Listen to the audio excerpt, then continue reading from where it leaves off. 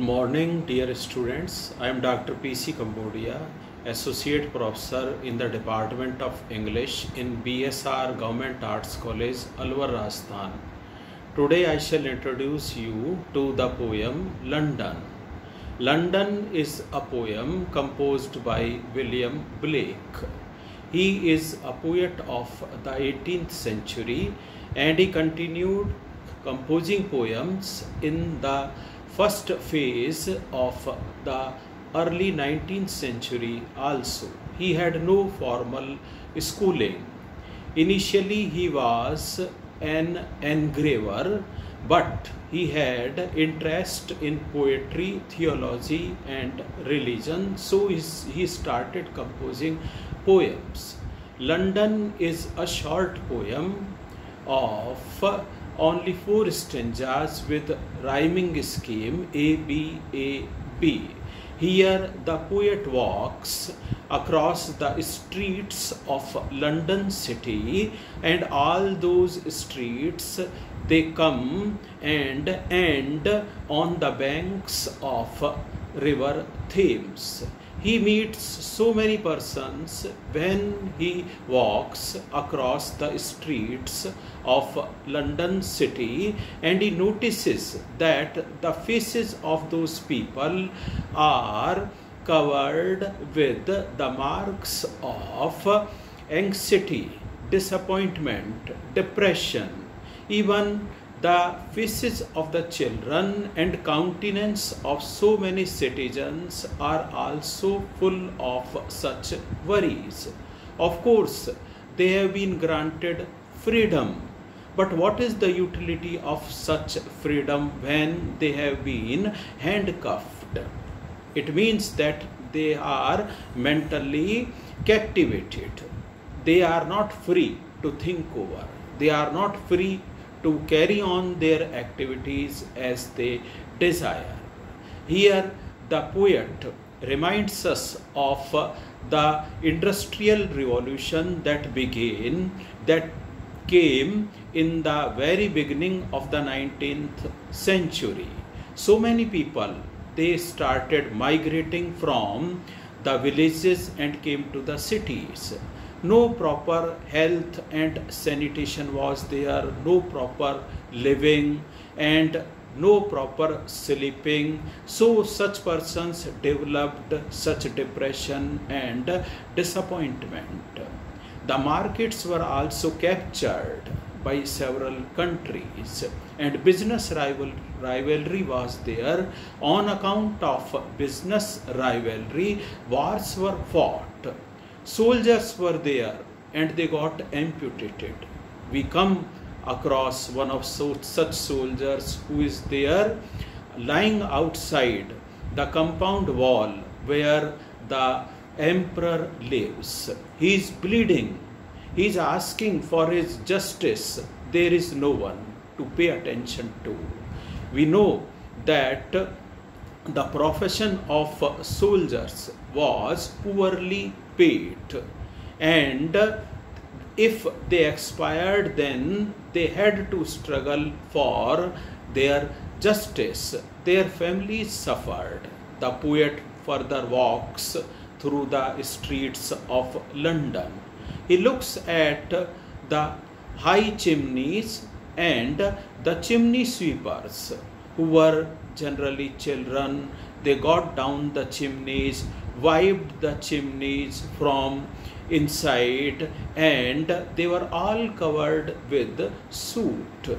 So many times they met with accidents.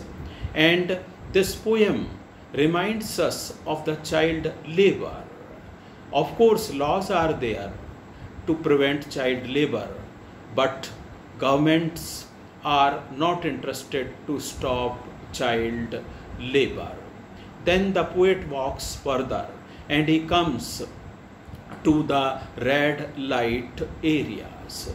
He hears the cries of infants coming from the towers where the prostitutes reside, and he reminds us to say that the institution of the married life has been a totally failure.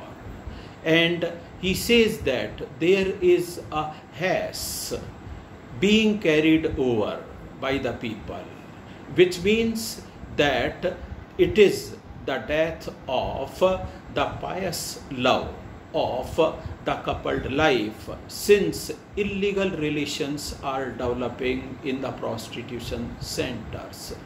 The children that have been begotten are also cursed, because they will also have to proceed into such kind of life. Those who are female will further become prostitutes, and those who are male, they will become the pimp, and they will manage such institutions. Then the poet draws our attention to the condition of the church. Church has lost its importance. Church is blackened by the smoke of the chimneys that is coming from the industrial town. People look at the church, and when they look at its blackened building, they feel afraid of church and they want to run away from the church.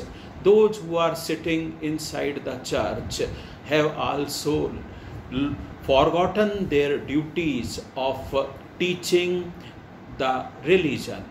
They do not go out of the boundaries of the church. Of course, they are interested in offering prayer, but at the same time, they are interested in minting money.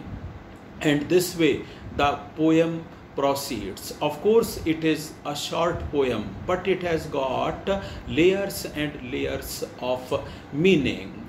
This way, we see that London reminds us of industrial revolution. It reminds us of weak health and sanitation. It reminds us of the ill health of the people, and it also reminds us of the irony that what is the utility of our freedom if our minds have been forced and we have been handcuffed. Of course, it is a poem which is rich in symbolism, and symbolism is a device which tells us of several meanings which run undercurrent.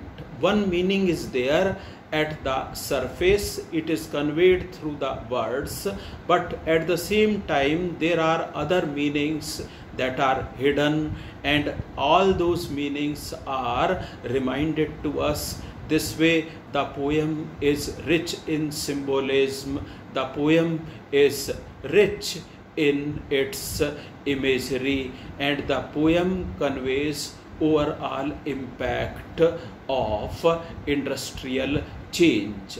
In the next meeting, we shall be taking another poem. Thank you so much.